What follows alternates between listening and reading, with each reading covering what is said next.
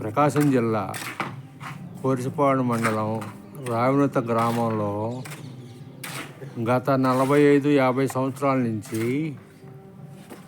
ఇల్లు మరియు పెంకులు కప్పటం అనేది చాలామంది రైతులు పని లేనప్పుడు గుంటూరు జిల్లా మరియు కృష్ణా జిల్లా, నెల్లూరు జిల్లాలో అన్ని జిల్లాల వైపు వెళ్ళి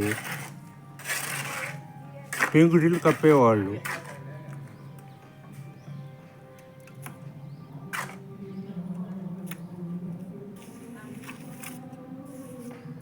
మా ఊరు పెంకు కప్పేవాళ్ళు చాలా ప్రాముఖ్యత ఉంది కాబట్టి అందరికీ తెలియజేస్తున్నాం.